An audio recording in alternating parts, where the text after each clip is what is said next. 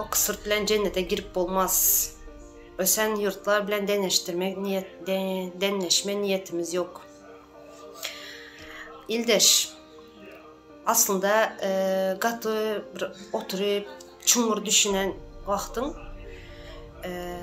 Oxford'u okuyanlar yerin yüzünde cennet kurup yürüyenler. Ne?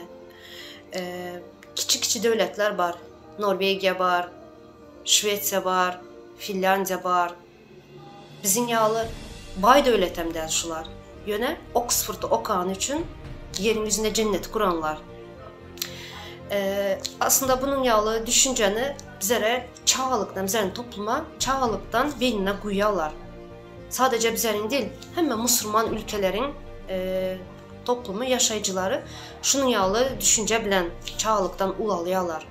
Neymemiş, kesel bolsan, yeryüzünde kıyınçılık görsen, garip bolsan, ölen son cennete düşen derler. Ne için ölen son cennete düşmeli? Ne için yeryüzünde cennet kurup olmaya? Sabır edin, şükür edin diyeniz. Ne için sabır edip şükür edip yaşamalı? Ne için yeryüzünde kurmalı cennetimizi? Çünkü yalı cennet yalı ülkemiz var, bay ülkemiz var. Yöne azap görüp kıynalıp yiyoruz. Cehennemi görüp yaşapıyoruz. Ne için? Yine şun yalı düşünceler bulan için. Ya Müslüman ülkelerin hem şun yalı. Gavurun ürettiği diyeler, gavur diyeler, telefon, kompütür, Oxford okap, şu zatları üreten adamlara gavur diyeler. Gavurun üretimi diyeler. Yöne şu zatları kullanyanız. Telefon kullanyanız, kompütür kullanyanız, samolyota minyanız, maşına minyanız. Bu zatları kullanyanız. Ne için kullanyanız onda? Kullanman, gavurun döreden zadı o. Şu cennet yağlı yurtlara çağılanızı okuma uğradığınız. Kaçıp mı gidiyorlar? Gavurun yurtlarına kaçıp gidiyorlar. Ne için gidiyorsunuz? Öz yurtunuzda yaşasanız da. Müslüman ülkelere gidin. Ne için gitmeyeniz? Mısır'a gidin.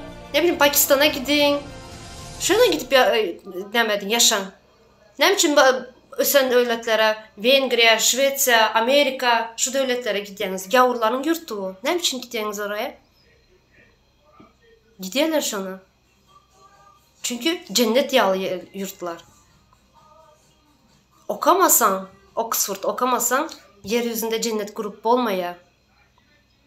Angra'ya gideceğinin, Angra'ya gidersen cennetin varlığı nereden bilen? Şu çağlıktan bizlere sabır edin, şükür etmeli, cennete gideceğiz der. Şunu ya çağlıktan beynimize koyan için bize şu durumlara geldik.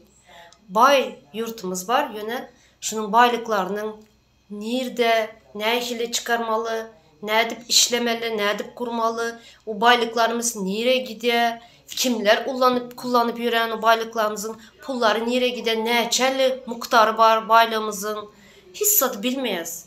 Çünkü okamadık, Oxford'u bilmeyiz. Öğlen sonra cennete gideceğiz de hayal dünyasında yaşapıyoruz. Şükür edip, sabır edip.